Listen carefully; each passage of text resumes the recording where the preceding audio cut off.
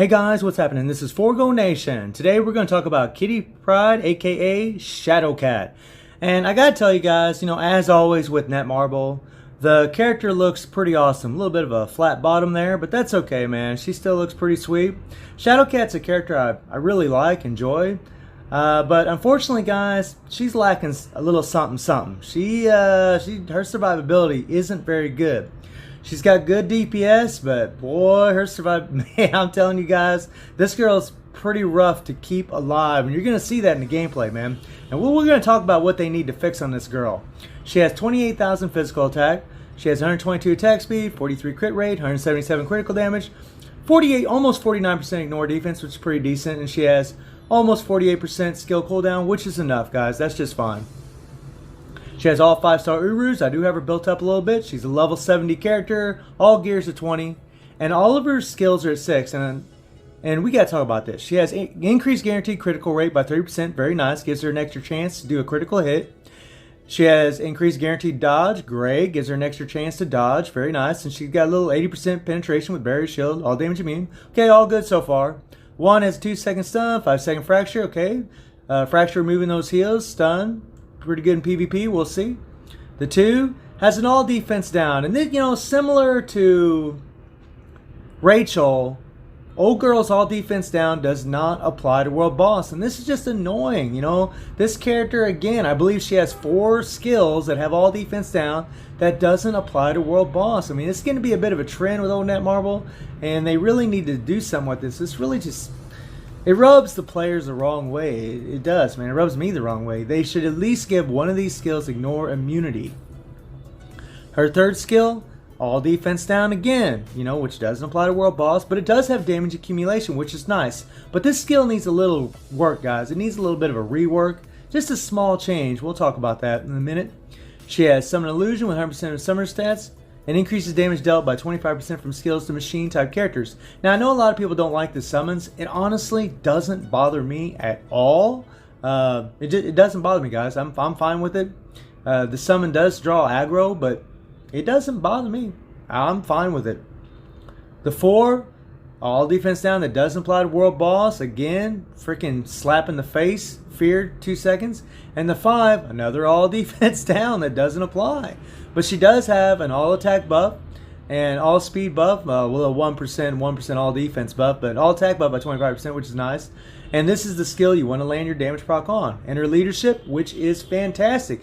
Honestly, guys, this is the best thing about this girl, I think. I mean, she has a huge 55% increase of all attack to mutant allies and a crit rate buff of 6%. This is fantastic for your mutants, but unfortunately, if the beta is any indication of what she's going to be like when we actually get her in the update, most people are just going to use it for leadership, and we're going to talk about why. So first, you got that 3 that has that damage accumulation. Well, here's the thing, guys. You got a hesitation before that accumulation is in effect. She's got to stand there, boom, now it hits.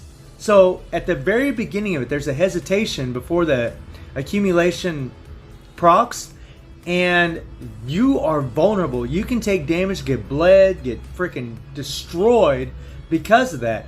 That needs to be changed. They need to, it needs to be an immediate accumulation where you can just hit the skill and run to another skill. That is the way to be, where you can just hit the 3, cancel into another skill immediately. That would be a whole lot better. And you guys just seen that 5. Pretty cool looking skill. We'll watch it again. I mean, this skill does a lot of damage, guys. Even though the all defense down doesn't apply, this thing is vicious. It does a lot of damage. Then you got the 4. And the 4, again, look at that, guys. That 4 has got, it's a partial iframe. It's got gaps in it. So at the very beginning of the skill, she hesitates. See, look at that.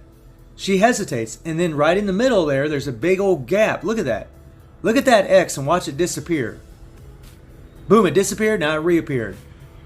She can take damage in those moments. That is not good, man. This girl's defenses are terrible. So, I don't think we should... I mean, look, you want the character to play as she should play. And I think the iframes are the perfect way to go for Shadow Cat. But they need to be full iframes. None of this partial crap where you can take damage. That is not good. That's not what she should be. Then you got the 2 skill. Again, partial iframe, you know, and then you got the 1, another partial iframe. The 5 is the only full iframe. I mean, it's the only one. That skill, you're pretty safe when you do it. But that's it. You know, the 4's got the gaps in there. They need to remove those gaps.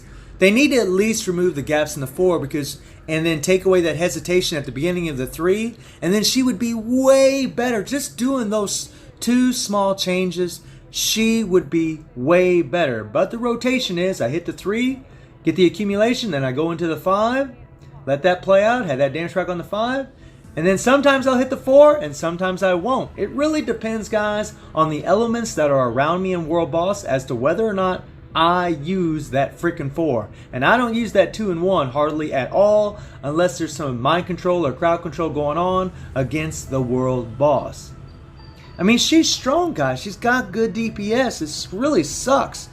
And I'm hoping Netmarble's trolling us a little bit and, you know, make them full iframes. Make that 4 a full iframe.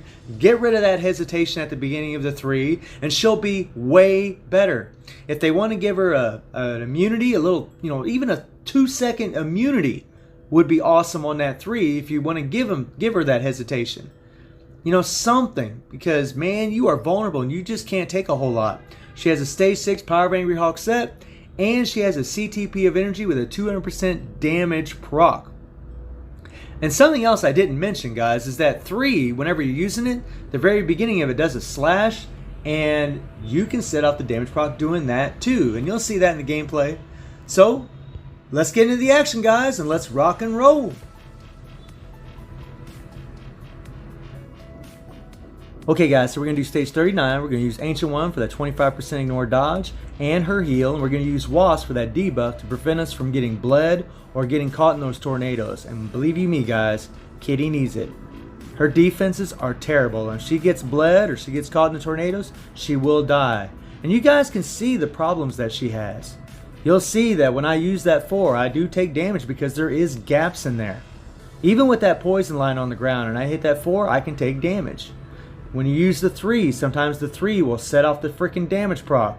And you can't just cancel it immediately, which is what they should do. They should change that 3 to where you can cancel it immediately. That would make a big difference. And then give her the full iframe on the 4.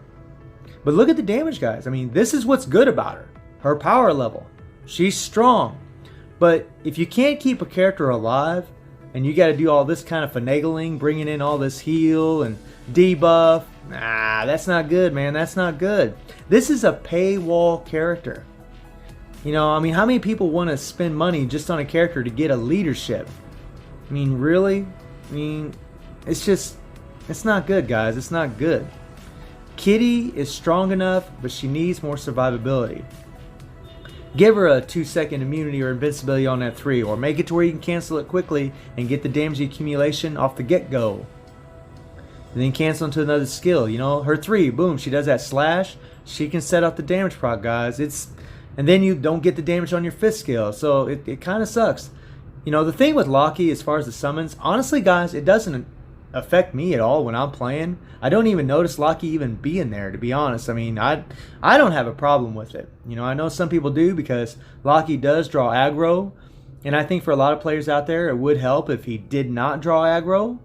If the boss would focus just on Kitty, because sometimes what happens is Corvus can draw you out of your iframe, because he'll go in an iframe thinking because Loki will be there, he'll go in an iframe and then draw you out of your iframe, cancel your iframe, and that can really decrease your survivability. So I definitely understand that argument. I definitely understand that. So that could be something else they could fix. You know, make it to where Loki doesn't draw aggro, fix that 3, give a full iframe on the 4, or give her some immunity on the 3. I mean, there's a few things they could do to make her better. Just some little tweaks.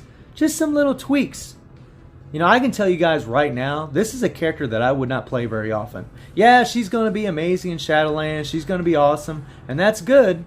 But when I see a character with this high a power level and have this low of survivability, I mean, even Gamut, guys, is a lot easier to keep alive than this girl. Way easier to keep alive than this girl. Way easier. Because on his iframes, you can actually move around and adjust yourself to where you want to be. And that makes a huge difference when you're playing. Let's get in that heal bubble. And since we got that debuff up, we're all good. We don't got to worry about the bleed. And again, if I didn't have that debuff, guys, I would have freaking died there. Heal or no heal, I would have died.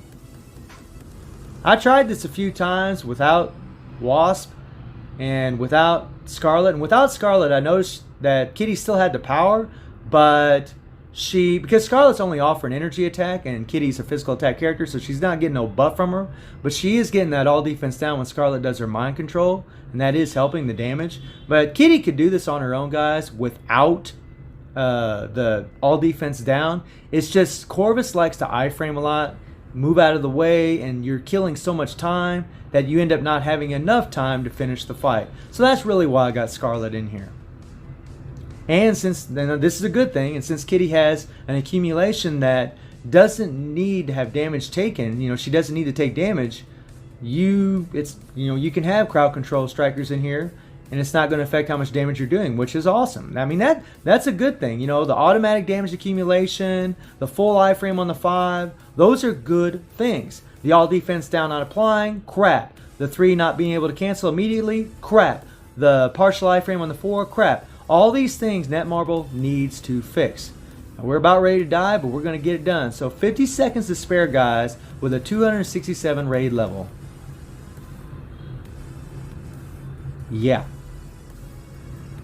So guys, let me know what you think about Kitty. Personally, I think she's got plenty of power, but she really needs all those survivability issues fixed that I talked about. And let me know what you think should be fixed and what you think how she could be improved. So I hope you enjoyed the video. Thank you for watching. Y'all take care and have a good one.